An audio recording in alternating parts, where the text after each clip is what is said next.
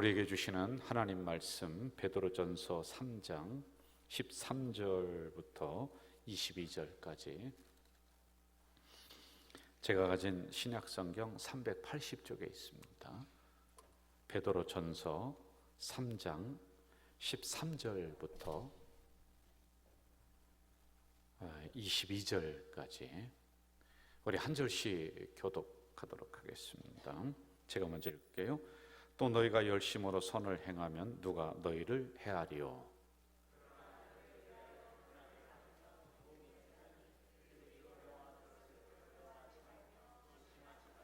너희 마음에 그리스도를 주로 삼아 거룩하게 하고 너희 속에 있는 소망에 관한 이유를 묻는 자에게는 대답할 것을 항상 준비하되 온유와 두려움으로 하고 선한 양심을 가지라. 이는 그리스도 안에 있는 너희의 선행을 욕하는 자들로 그 비방하는 일에 부끄러움을 당하게 하려 함이라. 선을 행함으로 고난 받는 것이 하나님의 뜻일진데 악을 행함으로 고난 받는 것보다 나으니라.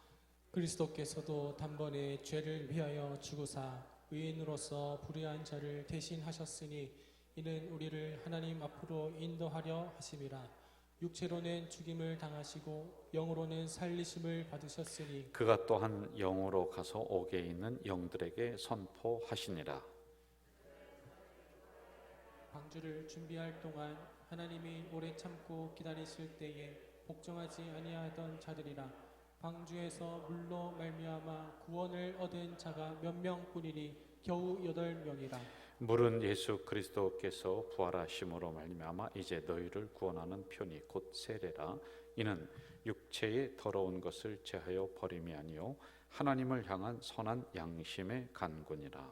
그는 하늘에 오르사 하나님 우편에 계시니 천사들과 권세들과 능력들이 그에게 복종하느니라. 아멘. 아멘. 할렐루야. 아멘. 여러분 이 자리에 잘 오셨습니다. 제가 뒤에서 같이 찬양을 하는데 마치 오순절의 마가의 다락방 같은 그런 느낌을 많이 받았어요. 이 자리 왜 이렇게 우리 성도님들이 안 나오셨을까 안타까움이 굉장히 많이 있어요. 찬양을 하는데 막 성령의 역사가 막 임재하는 게 막 느껴지고 또 제 마음도 그렇게 막 성령의 역사로 말미암아 뜨거워지는 것을 제가 경험했습니다. 옛날에 그 성지순례를 저희들이 갔는데 마가의 다락방을 가봤습니다. 2층인가 그렇게 돼 있는데요. 여기에서 120명이 어떻게 모여서 기도를 했을까? 그런데 아니더라고요. 굉장히 넓더라고요. 500명이 처음에 모였습니다. 그런데 시간이 지나니까 사람들이 점점 떠나는 거예요. 그리고 마지막 남은 사람들이 120명이야. 그리고 그들에게 성령의 역사가 불같이 바람같이 임했다 이렇게 기록하거든요. 그 사건으로 말미암아서 사도행전 초대교회 역사가 시작이 되는 놀라운 역사가 일어났습니다. 저는 오늘 여기 오신 분들이 이러한 기도의 불씨를 다시 살리시는 그런 능력의 밤, 은혜의 밤이 되기를 주 이름으로 축원합니다. 옆 사람과 잘 오셨습니다. 잘 오셨습니다. 안 오신 분들만 손해인 거예요. 은혜 자리는 내가 빠지면 안 돼요. 하여간 길을 쓰고서라도 은혜의 자리, 말씀의 자리는 내가 가 있어야지만이 되는 겁니다. 자, 오늘 제가 말씀을 베드로 전서를 우리 심야 기도회 때는 선택을 해서 쭉 나가는데요. 고난 중에 이들이 어떻게 이 고난을 뚫고 이겨나갔는가 라고 하는 이 부분을 계속 초점을 맞춰서 나아가고 있습니다. 여러분 짧은 시간이지만은 말씀을 우리가 잘 듣고 이 말씀을 붙잡고 우리가 기도회를 해야지만이 됩니다. 자, 14절로 한번 좀 가보실까요? 14절 한번 같이 읽어봅시다. 시작. 그러나 의를 위하여 고난을 받으면 복이 있는 자니 그들이 두려워하는 것을 두려워하지 말며 근심하지 말고. 고난을 받으면 복이 있는 자다. 한번 따라 봅시다. 고난을 받으면 운이 없는 게 아니에요. 오늘 본문에 뭐라고 하십니까? 복이 있다는 거예요. 그런데 내 고집 때문에 내 어떠한 그 욕심 때문에 고난 받는 것이 아니라 그 앞에 뭐라고 나와요? 의를 위하여. 의를 위하여. 여러분 이 의라는 게 뭐겠습니까? 이것은 하나님 말씀 지키다가 어려움 당하는 것, 신앙생활하다가 내가 어려움 당하는 것, 기도 생활하다가 어려움 당하는 것, 교회 여기에 있는 여러 가지 정책들, 그리고 교회에서 말씀하시는 것 내가 열심히 따르다가 어려움 당하는 것, 이게 공적인 부분이에요. 자기 개인적인 부분이 아닙니다. 그래서 그것을 통하여 어려움 당한다, 고난을 받는다, 그럼 복이 있다는 겁니다. 여러분, 개인적인 욕심으로 우리가 열심히 달려나갑니다. 그런데 뜻하지 않은 경제적인 어려움이 올 수 있어요. 그 책임은 여러분에게 있을 수 있습니다. 왜? 내가 더 많이 부자 되려고 그냥 지나친 욕심을 내줄 수가 있거든요. 그런데 우리는 뜻하지 않게 신앙생활하면서 겪는 어려움들이 있어요. 이게 의를 위하여 고난을 받는다라고 하는 것입니다. 또 하나가 있습니다. 여러분, 우리가 의를 위해서 고난을 받는다는 것은 뭐냐면은 세상 사람들이 우리가 신앙생활 하는 걸 보면서 손가락질해요. 왜요? 그들은 이해할 수가 없어요. 우리의 교리를 몰라요. 우리의 믿음이라고 하는 이것을 그들 상식으로는 이해가 안 될 때가 굉장히 많아요. 아니, 왜 11조를 왜 하느냐는 거예요. 그 아까운 돈을 왜 교회 갖다 바치느냐. 아니, 여러분, 이 시간에 집에서 자야지 왜 이 밤에 나와서 주여 하면서 부르짖고 막 찬송하고, 아니, 도대체 이해가 안 됩니다. 그러니 우리를 향해서 비난하고 손가락질하고 하는 경우가 많이 있습니다. 그런데 이럴 때 복이 있다는 거예요. 이럴 때 복이 있다. 여러분, 한번 우리가 가만히 생각해 보세요. 우리 교회도 이 지역을 향해서 굉장히 많은 일들을 하고 있습니다. 선한 영향력을 끼치고 있습니다. 그런데 세상 사람들이, 이 지역에 있는 분들이 우리를 다 이해하느냐? 아니에요. 좋은 일하고도 우리는 요구도 먹을 때가 있어요.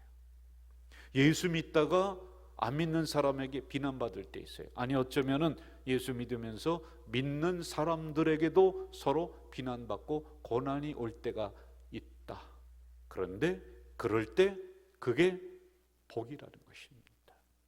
마태복음 5장에 보면은 9절에 이렇게 말씀하고 있어요. 의에 줄이고 목마른 자는 복이 있다. 그런데 그런 사람은 배부를 것이다.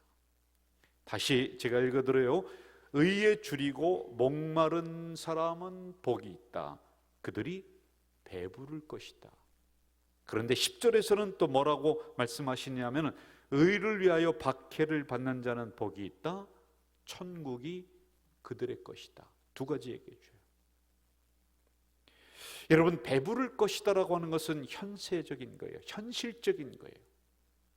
예수 믿는 것 때문에, 그리고 교회 생활하는 그런 부분 때문에, 말씀을 지키는 것 때문에 의를 위해서 핍박을 받고 고난을 받으면 현실적으로 복이 있다는 거예요. 우리의 삶에 하나님이 복을 주신다. 그래서 배부를 것이다 라고 하는 현실적인 부분을 담아놓고 있습니다. 그리고 두 번째, 천국이 그들의 것이다. 내세적인 부분이란 말입니다. 저는 현실적인 복과 내세적인 이 두 가지 복이 보장되는 이러한 고난, 여러분, 오히려 기쁨으로 받고 달게 받고 하나님이 나를 복 주시려고 하시는구나, 이러한 믿음으로 이 고난을 뚫고 일어서는 우리 공동체 되시길 주의 이름으로 축원합니다. 주의 이름으로 축원합니다. 여러분, 말씀 앞에 고개 드셔야 돼요. 고개 숙이지 말고요. 이 말씀 붙잡고 우리가 기도해야지 뭘 붙잡고 기도하겠습니까? 그래서 초대교회에서는요, 이걸 알기 때문에 사자굴에 던진다? 던지라는 거예요. 그들은 당당하게 걸어 들어갔습니다. 불에 태워 죽인다? 죽이라는 거예요. 그 앞에서도 막 장작불이 타오르는데도 그들은 당연한 듯이 그 믿음을 지키다가 그래서 죽었습니다. 왜? 내세적인 복이 보장되어 있기 때문에. 이 베드로 전서가 기록된 그 공동체도 현실적으로 어려움이 옵니다. 여러분, 제가 전에 말씀드렸습니다. 그들이 삶의 자리에서 도외시당합니다. 경제적인 활동을 못합니다. 그러니까 기독교인들이 점점 고립이 되는 이런 상황. 그런데 이들이 이 말씀을 믿기 때문에 배부를 것이다 라고 하는 현실적인 이 말씀을 믿기 때문에 그들은 이 고난 앞에서도 비굴하지 않았어요. 당당했습니다. 고난 앞에서 그들이 고개 숙이면서 나가지 않았습니다. 고난이 오라, 어려움이 오라, 이것은 결국에 우리를 복으로 이끌어 주실 것이다라는 이 믿음으로 승리해 나갔단 말입니다. 저는 이런 초대교회의 이러한 고난 앞에 당당한 믿음이 여러분에게 있기를 주 이름으로 축원합니다. 주 이름으로 축원합니다. 우리 15절을 한번 좀 가볼까요? 15절 같이 읽어볼까요? 15절 시작. 너희 마음에 그리스도를 주로 삼아 거룩하게 하고 너희 속에 있는 소망에 관한 이유를 묻는 자에게는 대답할 것을 항상 준비하되 온유와 두려움으로 하고. 여러분, 성경 따라 살고 말씀 따라 살려면 당연히 세상으로부터 시기, 질투 와요. 세상으로부터만 옵니까? 믿음 생활하다가 뜻하지 않은 같은 공동체에서도 고난이 와요. 이런 공격 앞에 지금 베드로 사도는, 베드로 목사님은 뭐라고 하냐? 공격 앞에 공격으로 나가지 말라는 것, 오히려 온유함으로 두려움으로 이 고난을 받으라는 것입니다. 온유란 부드러움, 받아들임, 달래는 거예요. 달래는 거예요. 이렇게 제가 설명을 한번 해보겠습니다. 옛날에 임금님들이 종종 죽는 이유가 종기 때문에 죽었어요. 부스럼 있지요. 여러분들 옛날에 머리에 부스럼 많이 났잖아요. 저도 머리에 달고 살았던 것 같아요. 이 종기를 치료할 방법이 옛날에는 거의 없습니다. 고약이라고 하는 걸 옛날에 붙였어요. 이게 살을 썩게 만들어서 거기 있는 걸 막 떼어내는 건데, 이것도 굉장히 참 힘든 치료 방법입니다. 저도 몇 년 전에 종기가 났었습니다. 작은 건데 아주 가칠가칠하고 막 그냥 걸리니까 자꾸 손톱으로 뜯게 되고 그리고 나중에는 제가 서구 그 큰 병원 가서 수술을 했어요. 누워가지고서요. 목에 있는 종기를 떼냈습니다. 옛날 어른들이 이렇게 얘기합니다. 몸에서 난 종기는 건드리면 자꾸 성이 나고 더 심해지고 더 커지니까 달래야 된다. 간지럽다고 좀 불편하다고 손톱으로 뜯으려면 덧난다. 이렇게 얘기를 합니다. 바로 이런 태도예요. 여러분, 외부적으로 고난이 왔습니다. 내부적으로 고난이 왔습니다. 건강에 고난이 왔습니다. 어려움이 왔습니다. 여기에 화를 내고 짜증내고 그리고 손톱으로 가끔 긁으면서 불평불만하면은 이것이 사라지는 것이 아니라 내 온 인생을 덮어버리는 거예요. 그래서 처음에는 작은 것인데 나중에는 감당할 수 없는 것으로 나에게 다가온다는 거예요. 고난 앞에 겸손하라는 거예요. 온유는 겸손하라. 여러분, 고난 앞에 겸손하시기 바랍니다. 고난이 왔으면은 불평, 불만, 짜증하면서 인생을 비관하는 것이 아니라 여러분 겸손해서 이 성전에서 무릎 꿇고 머리 숙이면서 주여 이 고난이 나에게 어찌 왔습니까? 라고 묵상하다 보면 이유를 알게 되고 헤쳐나갈 길이 보이는 거예요. 그래서 베드로 사도는 너희들 여기에 대항하고 하려고 하지 마라. 온유함으로 이 고난을 대해라 라고 말씀하는 거예요.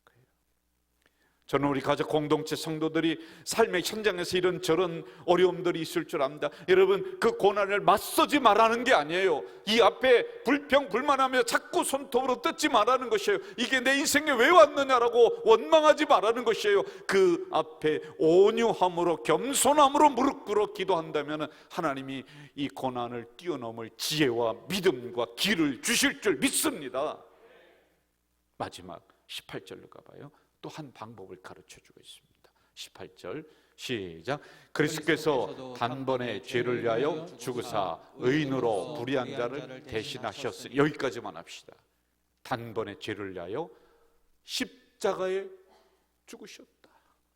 고난을 이길 수 있는 방법을 베드로 목사님이 그 공동체에 하나 더 내려주고 있습니다. 어떤 분이 이런 얘기를 합니다. 자기가 억울한 일을 당했습니다. 그런데 그 전에는 몰랐어요. 그런데 너무 억울하니까 십자가를 생각하고 예수님을 생각하시면서 이렇게 얘기를 해요. 아, 예수님이 이런 억울한 마음이셨을 것 같구나. 이게 이해가 되더라는 거예요. 막 몸이 너무 아파요. 막 사경을 헤맸어요. 그런데 그 전에는 몰랐습니다. 그런데 어느 날 십자가를 묵상하면서 아, 주님께서 이렇게 아프셨을 것 같구나라고 하는 것이 이해가 되더라는 것이에요.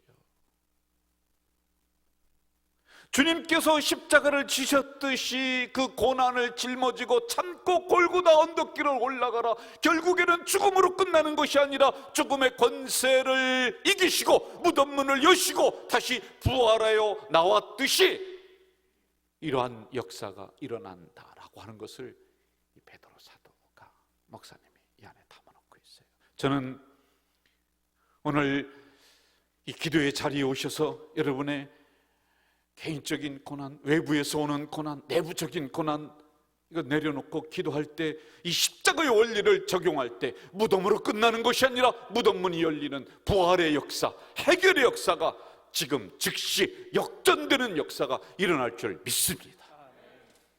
여러분, 부탁합니다. 처음에는 많이 왔지만은 점점점 우리도 마가의 다락방처럼 500명이 오다가 점점 줄어들고 있습니다. 그런데 그 120명이 엎드려 기도했더니 거기서부터 다시 성령의 역사가 일어나고 기도의 역사가 일어났듯이 이 밤이 그런 밤 되시기를 부탁드립니다. 그래서 여러분 다시 한번 기도의 불이 활활 타오르는, 그래서 그 기도로 이 고난을 이겨나가는 우리 공동체 되시기를 주 이름으로 축원합니다. 여러분, 이 시간 우리 찬양하면서 기도회로 나가겠습니다. 284장 우리 찬양팀들 나오셔서 같이 좀